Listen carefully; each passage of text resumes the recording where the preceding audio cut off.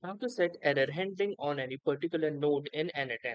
So hey guys, welcome to this tutorial. In this quick and short tutorial, I'll show you how you can handle errors for any particular node in n8n. So for that, let me take example of this particular workflow where let's say I have this particular node and I wish to handle errors for this node. So what I'm going to do is simply double tap onto this node in order to open it, and then from here click onto settings. Now within settings, you will see this on error option. Now within this on error, there are various fields which are these three. The first one is to stop workflow. That means whenever an error is encountered, this node will be considered as the final node and the workflow will stop.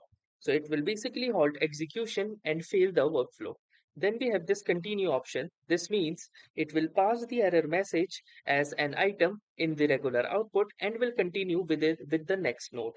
Then we have the continue using error output. This means it will pass item to an extra error output and then it will continue with the next node. So depending upon your condition or your use case, you can choose any particular options from them and you will be all set. So that was all for this tutorial. Thanks for watching and have a nice day.